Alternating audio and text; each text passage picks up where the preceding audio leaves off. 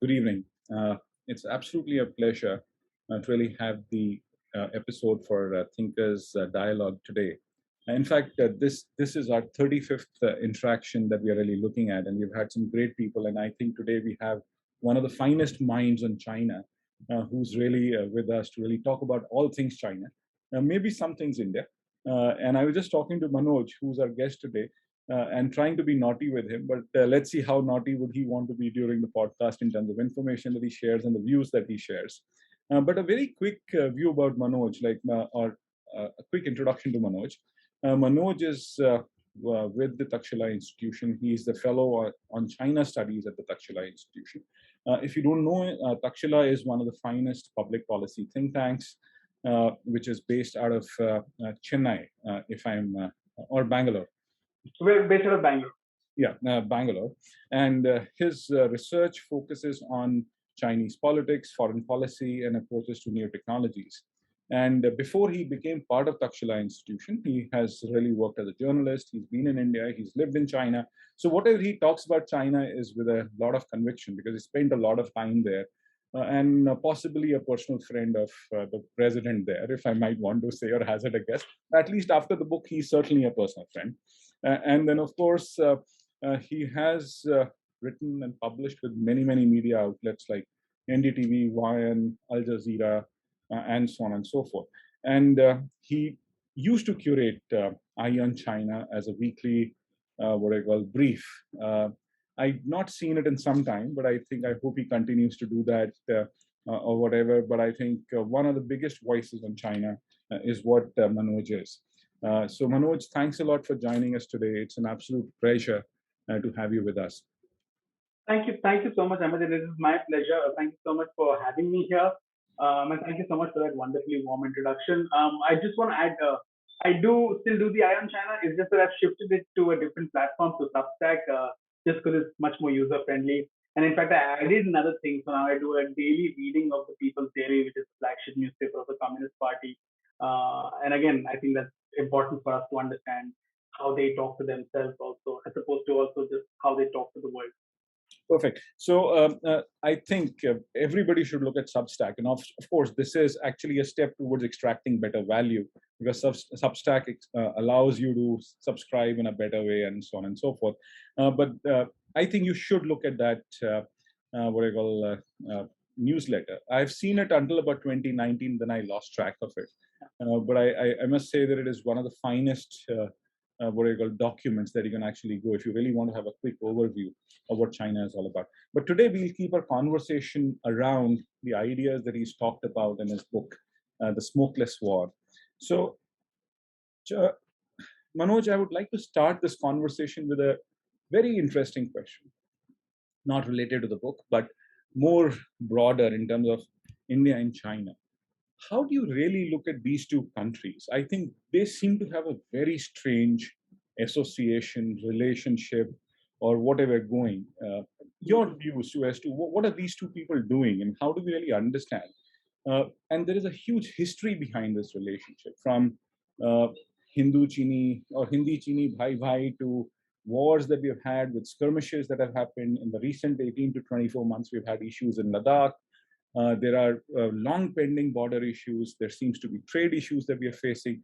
There seems to be a lot of animosity that also seems to be there, or acrimonious relationship. How do you really look at this?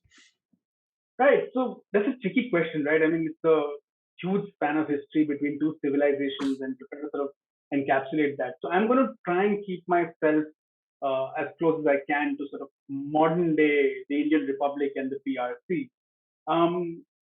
When these two sort of states came into being, they came into being with very different sort of, while you know, at a surface level there was a similarity. They both had a certain colonial experience, yet there was a deep difference in how they came out of that colonial experience. India came out a democratic republic. India came out as a republic with a westernized elite in some which way, and westernized systems of institutions which we inherited, and a certain idea also of the world, which sort of was an inheritance from the Raj. Along with that, with a leadership which was very, very averse to conflict, and which looked at peace as an objective of foreign policy. In contrast, you saw the People's Republic of China come into being through war, with a civil war in which you had the Communist Party of China winning the civil war through force and eventually taking over Beijing and sort of, the Chiang Kai-shek and the nationalists sort of exiting the mainland. So the approach of that entity and the Indian Republic was very different. Their worldviews were very different. The worldview of the Communist Party was one of the use of force to justify your ends and to be able to consolidate your gains. In some ways, it was a paranoid but also a realistic view of the world. In sort of when I say realistic, I mean realistic in the sense of the IR theory concept of realism. Where you're interest driven, where you force is an instrument that you use for certain specific interests. In contrast, sort of the Indian elite was very different, and there were differences of opinion, but by and large, when you see the leadership of Prime Minister Nehru at that point of time, the objective of peace was extremely significant in his worldview.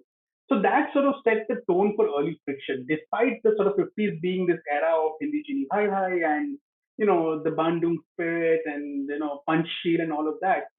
There were serious differences, and increasingly scholarship in India today has sort of brings that out. And I point to Mr. Avtar Singh Bhasin's new book, which clearly brings out these different worldviews and how that played out.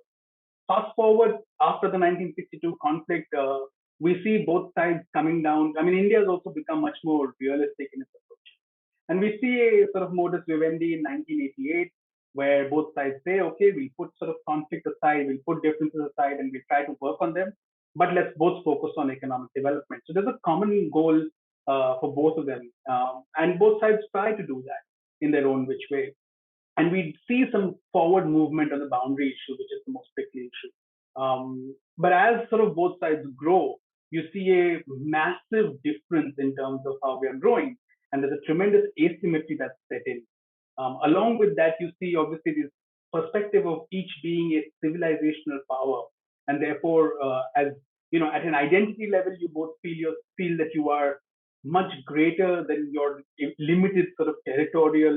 Your influence is much greater than your limited territorial boundaries, and also your interests practically are expanding. China's through BRI and trade. India is also through trade. For example, India, a significant chunk of India's trade passes through the South China Sea.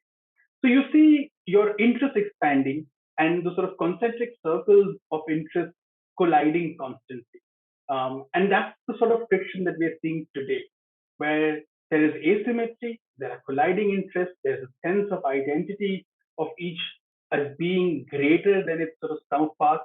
And we're seeing that friction continue. And my sense is that going forward, we're going to see far greater friction, far greater volatility, because both sides are rising simultaneously. To have two such large neighbors rising simultaneously with such conflicting interests, with historical baggage, with mistrust, it's not a recipe for a sort of peaceful coexistence. So I think we're going to see far more volatility going down the road between the two countries.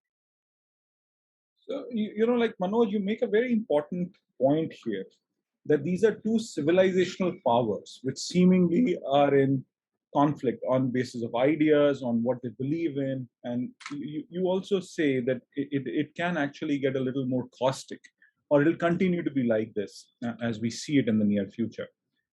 What does it hold for the world? Because when two civilizational powers like India and China, which are trying to extract more than what they actually have, either in terms of, say, their influence and so on and so forth, as you said, where do we see the world in the next couple of decades? Because if there is that imminent conflict, that means the world is in danger as well. Don't you think when Pandit Nehru was saying something that it has to be peaceful coexistence to both the sides taking an approach which is more conflict driven, don't you think it makes the place a little more dangerous? Yeah, no, it does make the place a little bit more dangerous. I mean, the good thing let me just first address the conflict issue. The good thing when it comes to the conflict issue is that there is pragmatism on both sides. And we saw this last year. Despite there being the first sort of loss of life on the boundary in conflict in over 45 years, we saw pragmatism on both sides in trying to avoid escalation, which I think is really, really good. It's a good sign. So if there's one positive that comes out of the events of the last year, is that there is a pragmatism on both sides. That conflict does not serve either side's interest, and perhaps conventional conflict is not even something that that you can use to achieve your interest. In given the sort of uh, expansion of comprehensive power of both sides. So the dimension of conflict will move into different areas. It'll move into economics, it'll move into technology, it'll move into diplomacy, and so on and so forth. So that's the first thing on conflict, and I'm a little bit positive on that. I see more volatility, but the chances of conflict I see as a very low probability. In terms of what does it mean for the world, to me, I think it's, if you sort of step back a little bit and look at the world, what we are seeing is not just the rise of India and China, but we're also seeing a shift in the gravity of geopolitical power from the West to the East. And this is not just about the rise of India and China. It's also about the rise of East Asia. It's also about the rise of the incorporation of Australia deeper into the sort of Indo-Pacific. And that phrase Indo-Pacific underscores that there's a shift geopolitically of the gravity of power towards the East. Now that will bring with it far more volatility, not just within this region, but also in the West. And we've seen that in the form of populism in the West. We've seen that in the form of the pushback against migration. We've seen that in the form of pushback when it comes to capital movement. So I think we're going to see a far more turbulent coming decade as the world adjusts to these changes. And of course, I've not even spoken about the factor of technology and what technology is doing to the world, and how the race for sort of strategic heights of technologies, of these new emerging technologies, is going to shape the next decade and a half or 2 decades. So we're in for a much more turbulent 2020, to 2030 decade. And I think most that we can hope that our leaders do is display pragmatism to be able to avoid conflict and try to contain some of these pressures and pressures. Very interesting. So what you're really saying is it's rather than being roaring 20s of the 1920s, it's going to be roaring 20s or 2020s, wherein the powers are going to be roaring against each other, is what Indeed. we might actually see. You make a very important point, Manoj, again, and that is about economic conflict. But India has also done some interesting bits. We might agree or disagree with it. In the recent past, like one was, of course, banning of Chinese applications to things in terms like how trade should happen or whatever. There are some policy actions. How do you really look at these actions in the larger relationship that we are right? Right. I mean, I think in principle, in theory, I sort of find it makes sense to me that you sort of move away from military conflict and you try to take the conflict into other domains, because you may not, because that's not where you want to escalate. So in theory it makes sense to me. In theory it makes sense to me also that the Indian government is communicating to the Chinese leadership that you cannot expect it to be business as usual while there is such tension at the border. And I think that's a message well sent. The challenge is this, that when you want to weaponize trade, investments, these sorts of things, you need to firstly have the kind of leverage that you can sort of use to weaponize them, for them to have an impact on your adversary. And my sense is that our engagement, our economic engagement with China, is not at the level, is not at the place where we can actually weaponize. Now, every time we do some of these things, we'll hurt ourselves also. So when it comes to, say, trade, if we start to, there's been such a furor in India over the last year about boycotting Chinese goods, but a significant amount of Chinese imports into India go into Indian exports. There's about 30-35% of Chinese imports that come into India that go into Indian exports. The foreign value added is about 30-35%. That's a significant number. We can't just dump that. So there's a certain damage that we need to be willing to bear if we want to do. So it's far smarter for us to think of what are the goods and components that we can replace domestically without significant cost. What are the goods and components that are a clear security threat and in which we should not engage with the Chinese at all? What are the goods and components that we can find replacements with trusted partners? And then start working on that. And this is a long-term strategy. It's not going to happen immediately. It's not a one-shot deal. So if we want to do that, and I think we should cultivate those levers of engagement with China, then we need to plan long-term and systematically. Finally, on the apps, look, I mean, if as much as there is Chinese state engagement with private companies, it's not like when we heard ByteDance by banning TikTok, it makes a difference to the Chinese state. And I think Xi Jinping has given us an excellent lesson in that over the last 3, 4 months. He has had zero problem wiping away $1 trillion worth of valuation of Chinese tech companies for his strategic interests. So it doesn't necessarily matter to him as much. Um, while we wanted to send that message, we sent that message, fair enough. I think it's really important for us to focus on long-term regulatory architecture in India when it comes to technology. So we may be talking about not wanting to have our data in the hands of Chinese tech firms, but we don't really have a data regulation architecture in India. We've still not got a definition of what is critical data and what is personal data. So we need to create those regulatory architectures rather than just worrying about the Chinese. And that's the case with technology. That's also the case with investment. You want to do investment screening, come up with a clear investment screening architecture, which is transparent, which has clarity of regulations, which can be applicable across the board. And that will be far more useful, will create far more predictability, and will make India much more attractive as an investment destination, as opposed to just sort of making policies focused on China. So again, a point. What you're saying is that we need to really get our house in order. We need to really create those anti-competitive market distortions that exist. They need to get removed. We need to have an architecture which makes things function. That's what you're really alluding to. Yeah, I mean, if I can just add a line to that, I think, and I'm going to steal a comment from the U.S. Secretary of State Antony Blinken when he says that we need to negotiate from a position of strength. We need to cultivate that strength, and part of that is creating the order. Very, very, very nicely said.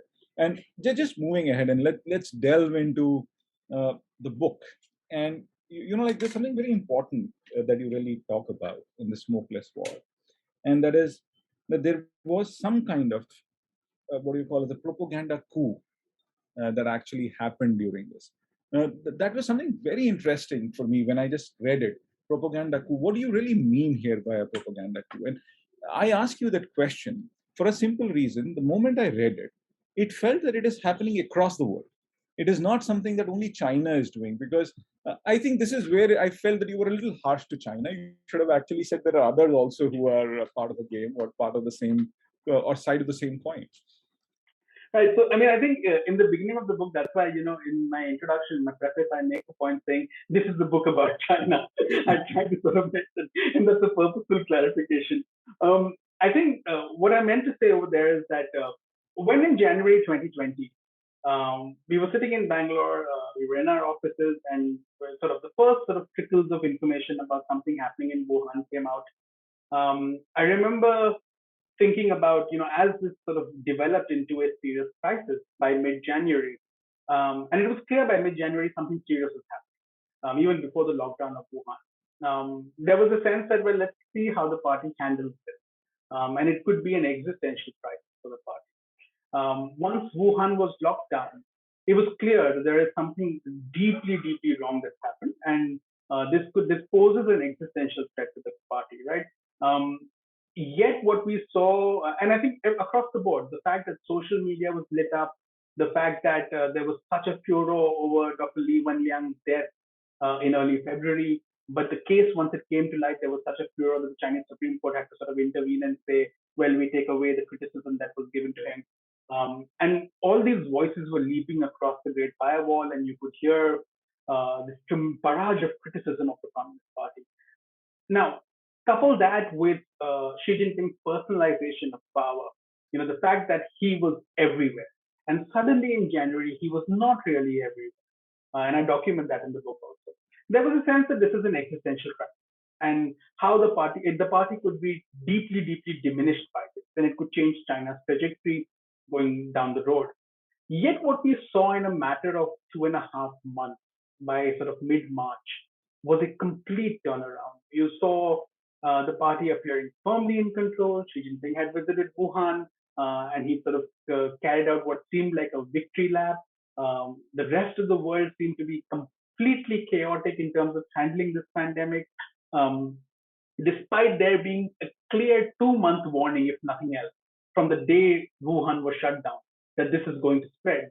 The rest of the world seemed completely at odds as to how to manage this, and particularly the United States of America. And you saw the Chinese state use some very traditional means of sort of disaster nationalism that we've seen in the past also, which is creating heroes, talking about heroes. And again, in this, I agree with you that China is not unique in any way. When we see in India, Corona warriors, and let's celebrate our Corona warriors and those sorts of things, or the war narrative that this is a war. Those sorts of things allow leaders who have been inefficient, who have failed in some ways to escape responsibility. And the Chinese have done that beautifully for a very long time now. And this pandemic gave us an example of how well they did that. So the fact that it went from a point where the party was potentially facing an existential crisis to suddenly the party seemed to be smelling like roses. It seemed to have done phenomenally well. Xi Jinping's leadership was, far be it that the sort of, responsibility lies at his door personally for the failure. He was being sort of hailed as somebody who had managed to control the pandemic using all sorts of means that were required while the rest of the world was failing. And the nature in which the party sort of media apparatus and the foreign ministry apparatus used that to convey the point and to sort of solidify the party's standing in society at home, to me represented a propaganda coup. I don't think democratic leaders around the world, including in India, have done so well in terms of their reputation. I think last year one might have thought that the pandemic and the handling of the pandemic didn't particularly dent Prime Minister Modi's reputation, but I think later surveys tell us that after the second wave there has been a change. Xi Jinping has not faced that. So I think, and obviously Donald Trump lost his job. So there's a clear difference in terms of how the rest of the world reacted and managed it and how the Chinese managed it. And I think propaganda was a key part of that. So that's why I sort of call it propaganda coup, that from an existential position, you ended up in a position where you are actually being hailed as a pioneer and a role model. And you're actually projecting yourself as a savior of the world. And to be able to do that with some credibility at home is what I call a propaganda coup. So, I'm going to name a book which a lot of people hate, and you're not supposed to talk about it. And it looks like as if the Chinese took out lessons from the main camp out here in terms of like how it needs to be done. Right. So, in a way, what they've done is that and this has been something that they've cultivated over a period of time. They've recognized the value of public communication. And it's not just, when we think of communist public communication, it's sort of stodgy Marxist diatribe, and it's not sort of dynamic, it's not sort of trendy, it's not tailored towards the youth and so on and so forth. And honestly, if you read through what the Chinese put out, often it's really dry, really dull. But they've learned how to create narratives in which society is part of events that are going on, and also how you can target young minds, and that's through sort of the audiovisual medium. That's through what I refer to as Hollywoodification, or for example, in the book I quote one particular story that the Chinese put out, which is of this driver Sun Yang, who suddenly gets told that he needs to carry these 5G related equipment to Wuhan. And he's at the supermarket, he's picking up his meal, and he suddenly picks up a pack of instant noodles because there is this important job to be done, packs his bag, drives off, stops at a gas station, meets an attendant over there, and the attendant asks him where he's going. He says, I'm going to Wuhan. And the attendant sort of gives him a mask and says, I hear it's difficult out there. And he sort of grabs onto the mask and he sits in the car and he drives off. To me, when I was reading that story, and it's a story published in a book that the Chinese had published, the image in my head was of Salman Khan. This is the perfect story that Salman Khan can play. And that's the kind of thing that they've started to do. And they've done very, very well. It's tell human stories which make people a part of the policy problem, and a part of the policy solution, which is really, really smart, and which happens around the world. But you wouldn't have expected that from a top-down model of media control. So I think that is something that we've not understood as well, that they've evolved that model of media control, and that gives them tremendous power because society feels part of a system which is essentially confining them in certain ways. And I think that is very, very smart in my view, from a leader point of view, and not from a society point of view. Mhm. Like in your book, you also make a very important point, and that is about how state will start dominating us. And Hmm. China is a great reflection of that. So the story that you're talking about, the way media is getting managed in China, that means you're talking about an ever so powerful state that is going to happen. And maybe people will not realize it, but they will be under severe control in the next few years. And I'm just Indeed. because of technology. Indeed, yeah. I mean, in more ways than one, we will see far greater, and we are seeing that far greater state control. If you asked people a couple of years ago in India, and I don't have data for this, but I'm presuming this is, but if you asked the people a couple of years ago, would you trust the government more as opposed to say private entities and so on and so forth? I think in India also you will find that people have greater faith in government, depending on which government you're talking about, local government, central government, and so on and so forth. In China, also, what we've seen after these, particularly the pandemic, is that trust in the central government, which has anyway been high, is far higher. And there is concern, particularly when it comes to technological change, about the impact of technology, whether it's on privacy, whether it's on data security.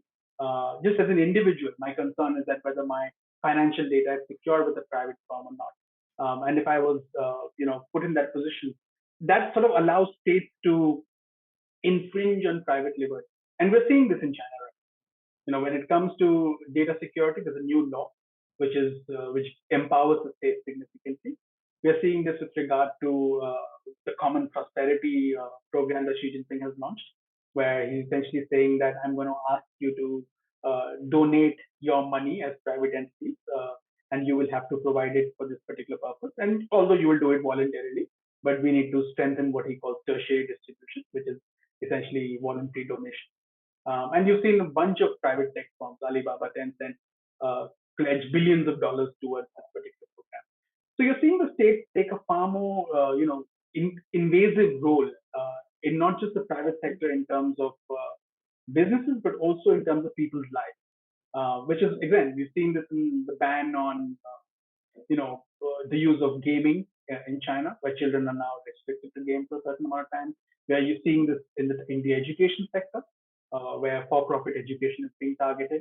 We're seeing this. I mean, just a day or so ago, you saw this regulation come out with regard to teachers and what sort of different things teachers can and cannot do, and what they can say, what they can't say.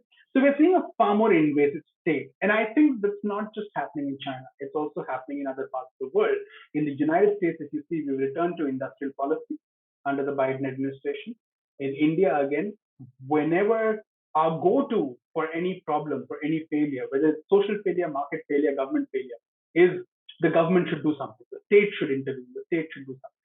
And I think that's the increasing trend. That's the trend, which is quite a reversal of what we sort of thought maybe a decade or so ago, where, or maybe even beyond a decade or so ago, the idea that the state is stepping back and receding as, technology develops and the private sector thrives, and we're seeing more of that. But I think today we're seeing a reversal of that trend.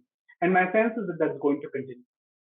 So, Manoj, like this is very fascinating as an analysis in terms of like what is really happening. And why that state power is increasing. People are tending to believe that state is far more important. But don't you think somewhere it is also the failure of the way the capitalistic system has worked, wherein people feel disenfranchised, they feel disenchanted with whatever is actually happening, and they just simply give away everything that they have to the state and bring it under their control.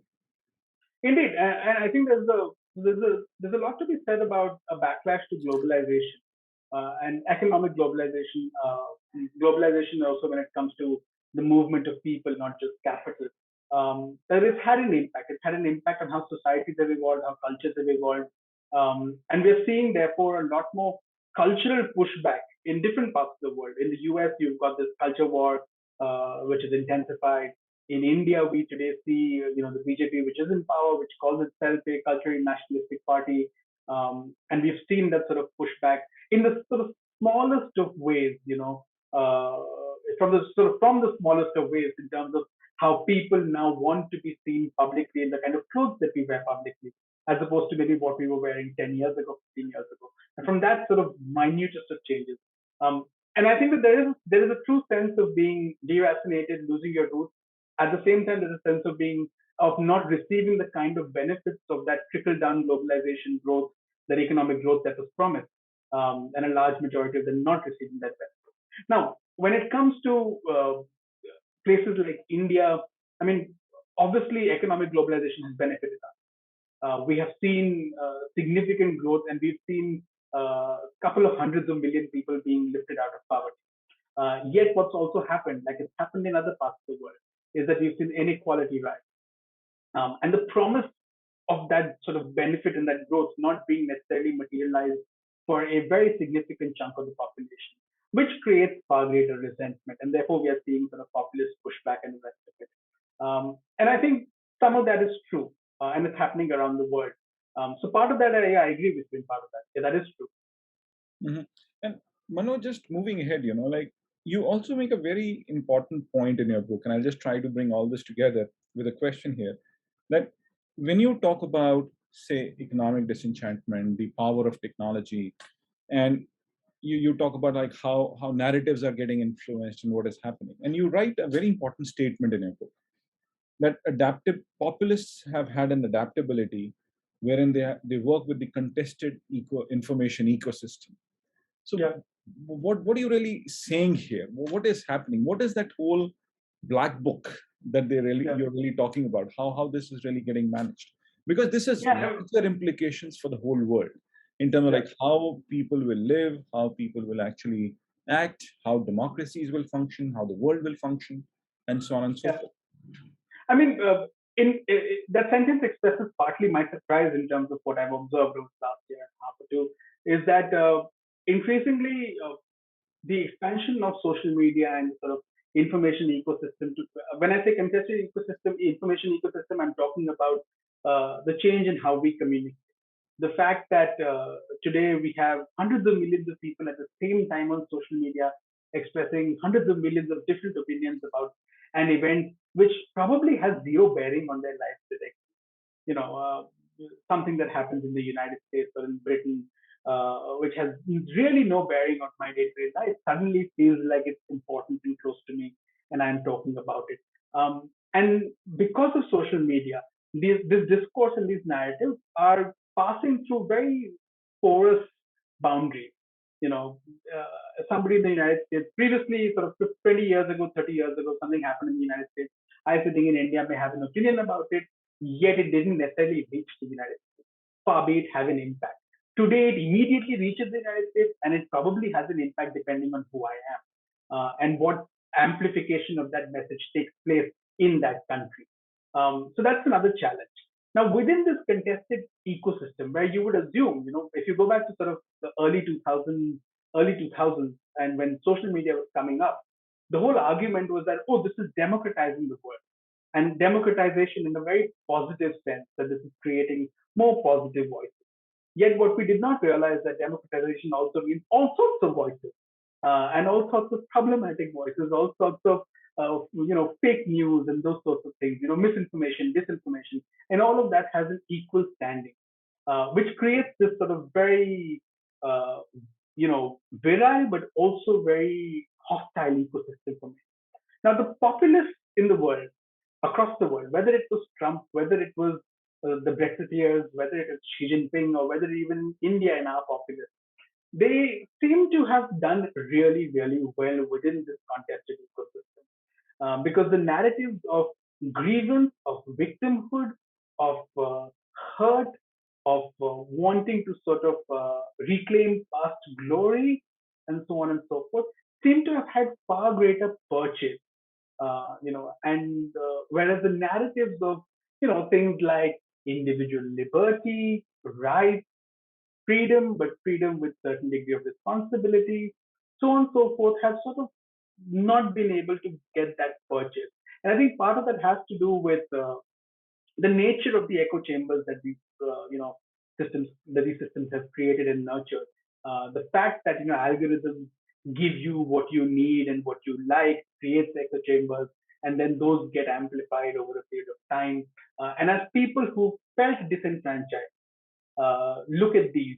That sort of, there's a bonhomie with the idea of historical victimhood to present day victimhood, and that sort of amplifies the entire thing. And populists around the world have been really, really, really sharp and really, really, really skilled in harnessing these narratives.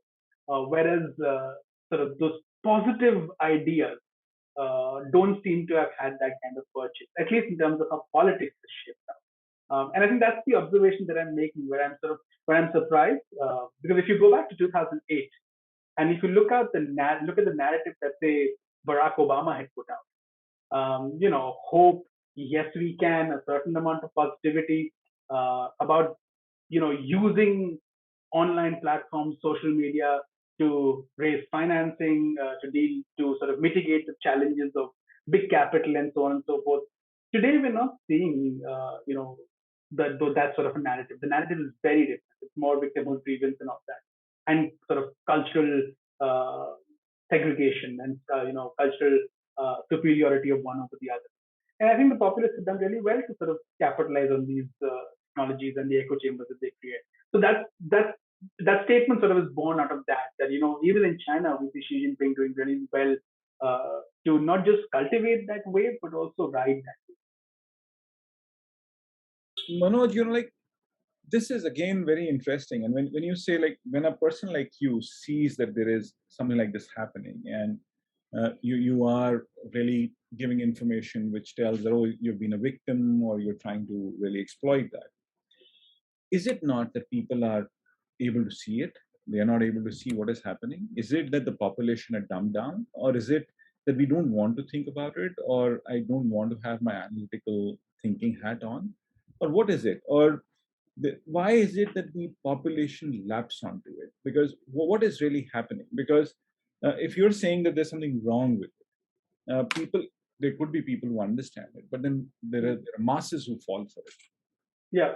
Look, I mean, it's very difficult, and I think there are multiple reasons why some of these narratives take hold, and there are contexts within which they take hold, right? I mean, if I was to use the example of the pandemic in China, the nationalistic narrative to people in Wuhan immediately in late January, the nationalistic narrative would have had very little purchase. Yet, by March and April, once the relationship with the US had started to become so incredibly hostile, and the whole discussion over, the Chinese virus, Wuhan virus, racial segregation, all that, it was very smartly used by the Communist Party to stoke this sense of victimhood. That, we've gone through something really difficult, and this is how these guys are treating us. And look at them, they are unable to deal with it, yet we've dealt. So there's a context in which some of these things take hold, and people start to buy into them. While they may still have misgivings about how the party may have handled the initial outbreak of the pandemic, some of this other stuff sort of really starts to take hold. It's the same thing in any other part of the world. Obviously there is a certain grain of truth to these narratives. And the best stories are built around grains of truth. The best fiction is built around grains of truth. So I think there's something to that, right? It's not like it's completely plucked out of thin air. There's a clear element of truth to all of this, which appeals to people. So, for example, in India, if there is a narrative about communal issues between different communities, it's obviously based on a certain social reality of India, a certain social history and political history of India. It's not imported. What happens is that at opportune moments, these uh, these sort of historical wounds, grievances are then rekindled, and particularly, and it's sort of usually, in my understanding, also it usually tends to happen when you're economically struggling, and it's a useful tool, particularly when you're struggling economically, and particularly when people find it difficult. It's also easier to shift blame individually, and we've seen this in the West, right? We've seen this in the US when people started losing their jobs because of globalization, economic globalization. You started seeing blame on immigrants. You started seeing blame on those people abroad who are taking our jobs away. And it was easier for politicians to make that argument and tap into that grievance, as opposed to make the argument that we need to prepare for the jobs of the future. So let's do skilling, let's do this, let's do that. And yes, there will be winners and losers, and the state needs to support the losers, because at the end of the day, we believe economic globalization will benefit us net net. But that's a difficult argument to make to somebody who's just lost their job. You need to be a really brave politician to make that argument. And I think people don't. It's an easier way out to make the argument of greed. And I think that's what we're seeing much more of. Mhm. And Manoj, just delving deeper into this, like in the beginning of your talk, you said something very important, that how there is some kind of a redefinition of the word called war. Hmm. From armed conflict to what you're really saying is more like economic conflict or ideas conflict or whatever. And exactly to your example that you were talking about Wuhan and what was happening in Wuhan and how China and US were behaving. So that means we are always going to be seeing an endeavor by politicians across the world, wherein there is going to be an ever expanding view of what war actually means. Hmm. And we are going to have those narratives more and more as we go along. Either it is about, could be about civilizational existence, it could be about history, it could be about my culture, it could be about my identity or whatever. And that is what is happening. In fact, if we if I listen to your ideas, what comes to my mind is that it is possible that in the last 30 to 40 years, most of the conflict is actually or is about identity, civilization, uh, how am I asserting myself, and that's where Hmm. the world is actually going to, and it's making the world fairly caustic. Yeah, I mean, it's really interesting because if you look at, say, if I was to go back 40 years, the 80s, we still had the fag end of the Cold War. So ideology was still a factor, but it was beginning to wane. Ideology in the sense of systems and systems competing with each other. Through the 90s, what we saw, and subsequently also, with, after September 11 and sort of the war on terrorism, through the 90s and through that period of the early 2000s, what we saw was identity being the fulcrum of global friction. Whether it was Islam, whether it was westernization, whether it was, you know, terrorism in the name of whatever. And you saw a push back to globalization, and not just in the Middle East, but also in Eastern Europe as the Soviet Union sort of collapsed and these entities became free. You saw ethnic fissures come out in Eastern Europe also. So, and in across the rest of the world also, we've seen that over the last 30 years, ever since the end of the Cold War. What we're seeing today, in my view, is while this sort of ethnic fissures exist, what we're seeing is that we're seeing the state sort of reassert itself across the board, whether it's in different parts of the Middle East, whether it's in, today in Afghanistan, we're seeing some sort of a consolidation with Taliban in control. In India, we're seeing the state reassert itself, in the United States, and we're seeing sort of conflict between states come back. And we're seeing ideology as part of that conflict. And it's still early days, but you can see that there is a certain ideological friction between the United States and China. We are not at the place that this is a second Cold War. In fact, I categorically say that that's a very bad way of looking at this, because it sort of limits how we examine what's happening between the US and China. But what we do see is that there's a certain battle of ideas that's playing out. When the United States says that we are going to work with like-minded partners who share with shared values of democracy, freedom, so on and so forth, it's projecting a certain identity and an idea of the world. When the Chinese say that we believe in a system based on the United States and on the United Nations with a system of international laws governing engagement between states, and we believe that each civilization must have its own sort of pathway, and there is no one system which is better than others. It's also placing a worldview of how it wants the global order to be structured. So there is sort of in the early days of identity and ideas again becoming a fulcrum of clash, but not between different ethnic groups within a territory, but rather again between bigger states. And that's going to reshape the world order. So that's how I would sort of look at the shift in conflict and the role of identity and ethnicity in that. Through the 90s, 2000s, we've seen ethnicity as a flashpoint. But today we're returning back to states being key players and ideas of order being a flashpoint. And just pushing ahead onto this, like you also make a very important point again in the book, and just to build up on this, the actions that you take locally have an international bearing, and you write a very important point in your book extremely difficult to divorce domestic politics and policy from foreign policy. Right? So that's what you're really saying. And then Beijing has taken actions at the international stage, and there is a shift in the domestic political and policy making landscape as well. But then in this larger scheme of things, as you write, what is it? How do you really see that?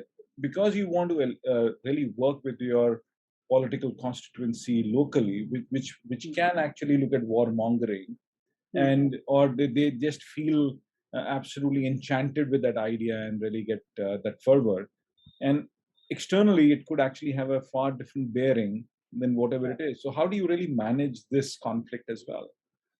Yeah, I mean, at the end of the day, and I think this is something that's terribly misunderstood in the general sort of. I mean, folks in IR tend to understand this very well, but people outside don't tend to understand this very well. Is that all policy is domestic?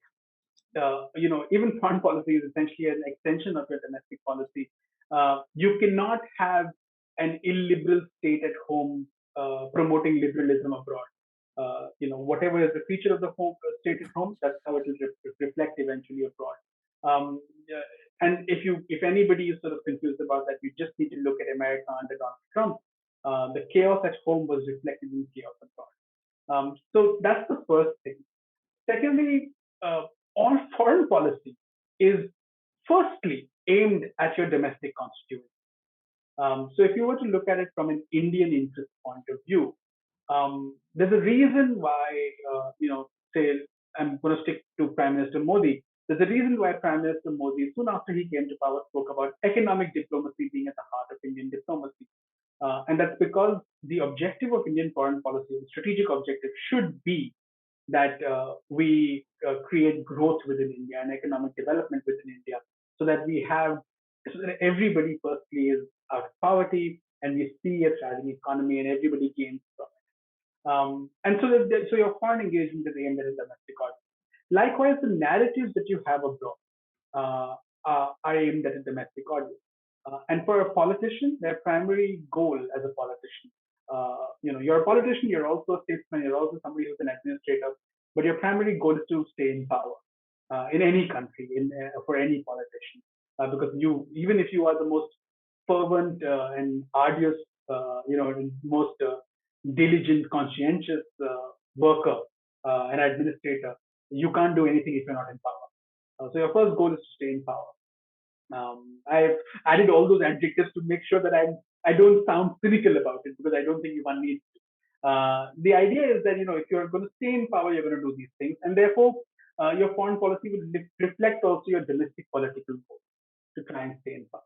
So in that sense, all foreign policy is domestic. Now, if I was to look at Xi Jinping, when he was talking about, look how wonderfully we've done to contain this pandemic, and by the way, look at how badly the United States has done, or look at how badly capitalist systems, which put the individual at the heart of society, have done, and look comparatively how well we've done, because we have this culture which puts community at the heart of everything, and society at the heart of everything, freedom.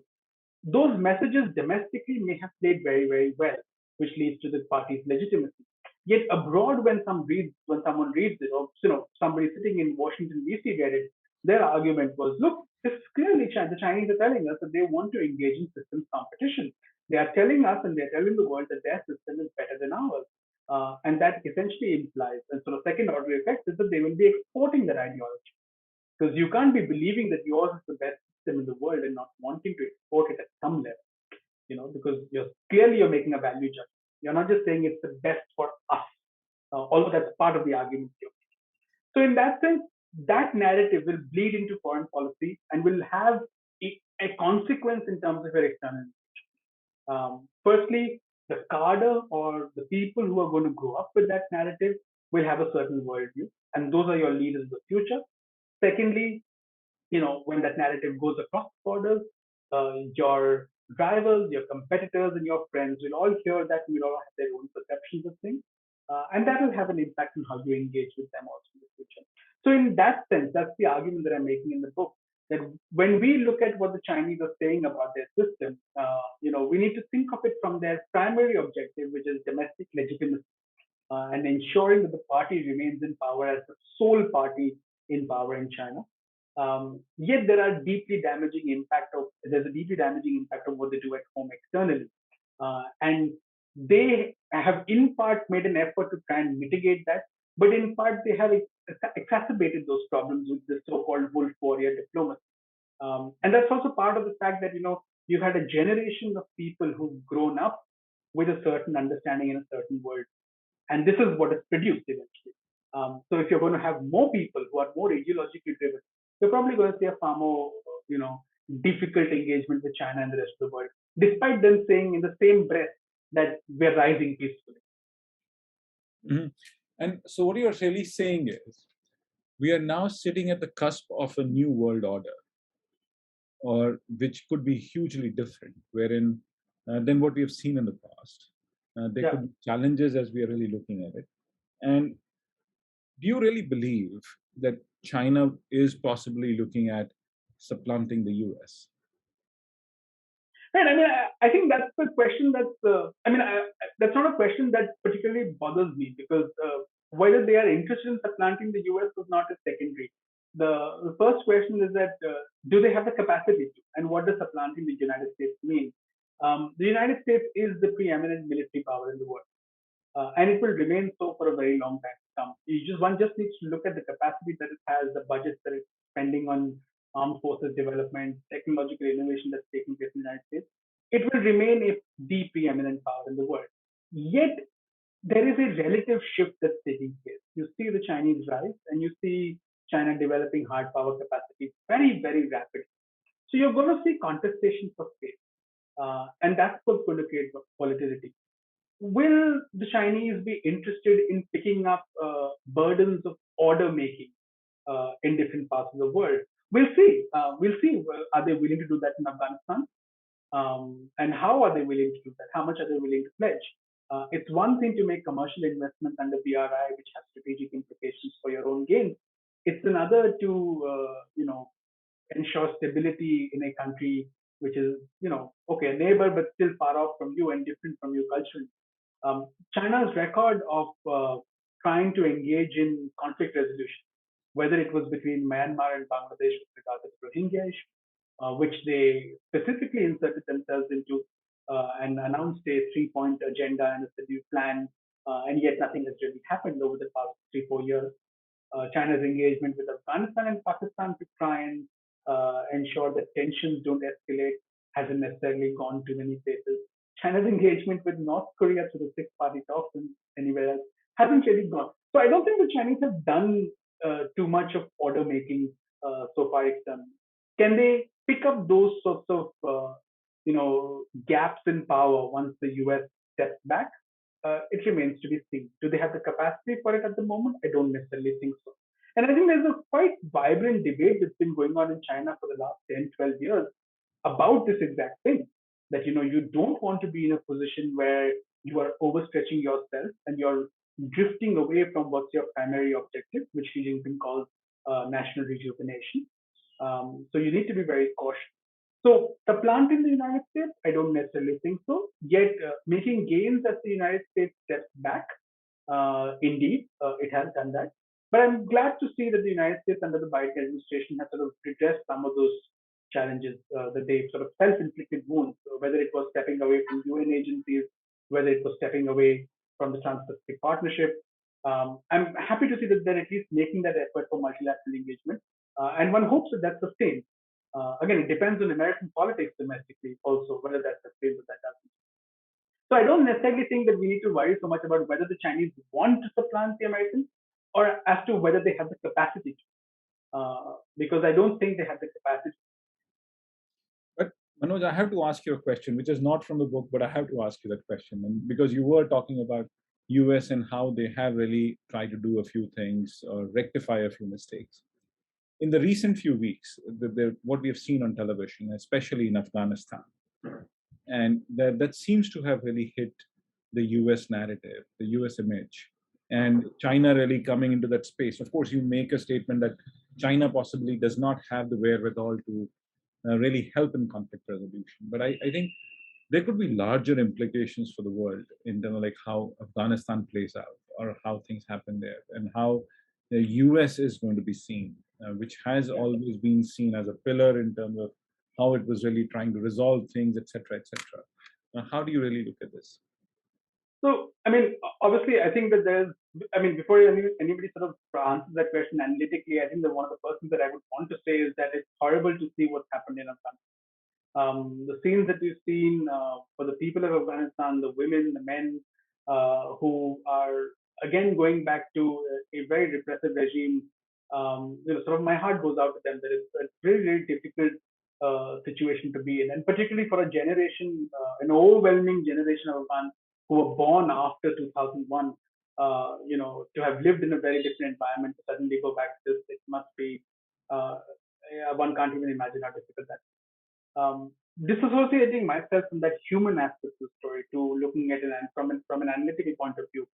Look, the dent in the US is the perception of the United States as a reliable partner for certain allies and partners, or the dent in the US values proposition.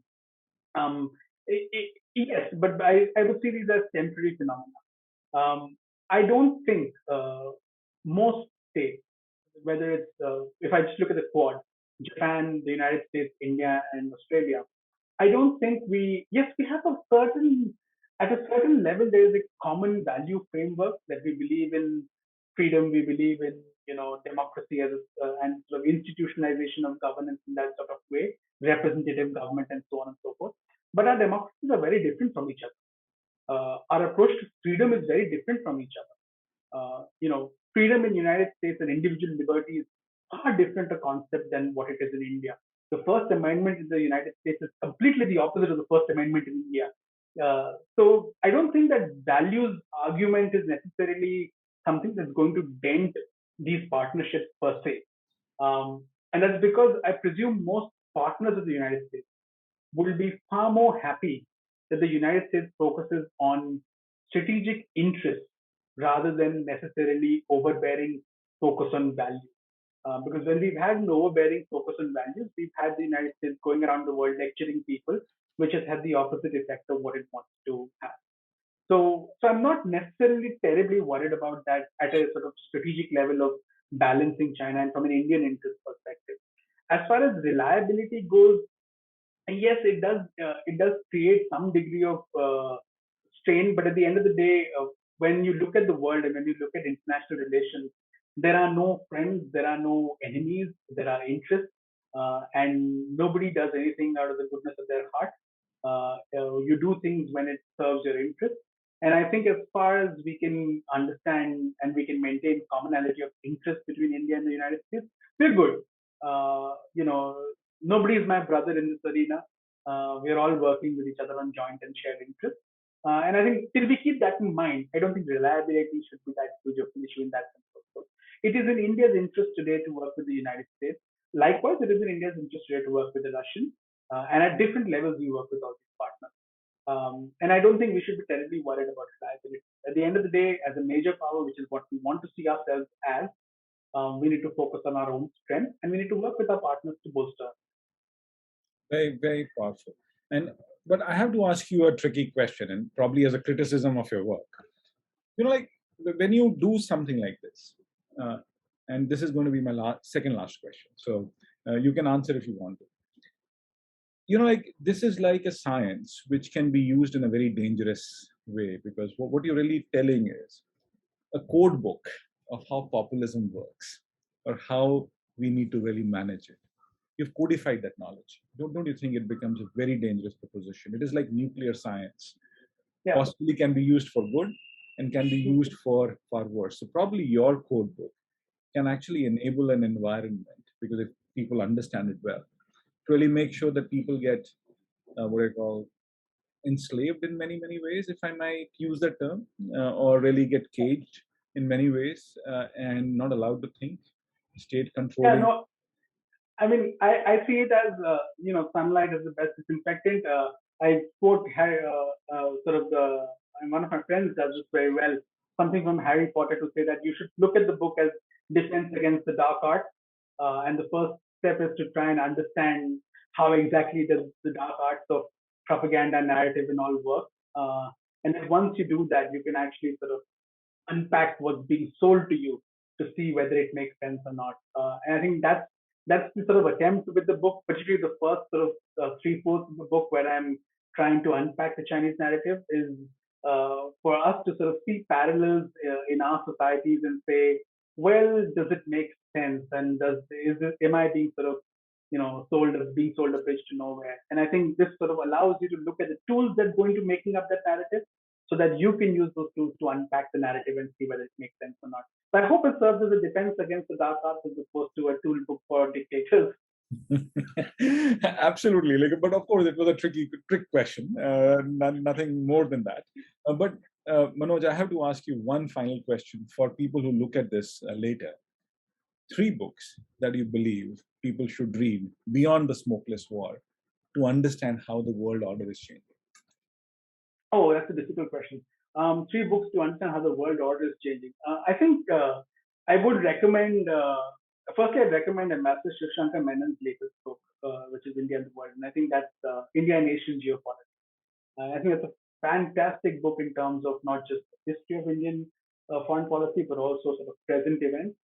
I think I would recommend World Order. I mean, Kissinger's World Order is really good because it gives you a really good historical perspective as to what's happening. The third book that I would recommend, and again, it's from the Takshashila stable. It's called India's Marathon.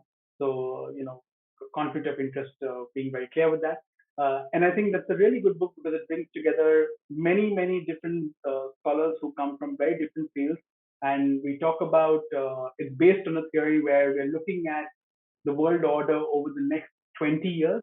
And we sort of devise multiple potential orders, looking at factors of geopolitics, geoeconomics, and technological change.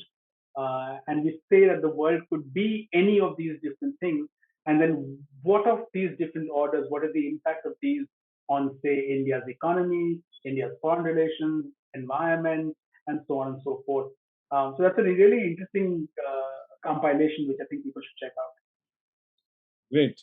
Manoj, as all good things have to come to an end, I think we will call this conversation to a close. We could have gone on for hours, I'm sure. This was such a fascinating interaction. But I look forward to being in touch with you, continue to have these debates and dialogues as we really move along. But thanks a lot for being here at the Thinkers Dialogue. It was just an honor to have you with us. And thanks for sharing your insights. Thank you. Thank you so much for having me. It's my pleasure. Thank you so much. Thank you. Be well, be safe. Thank you. Thank you.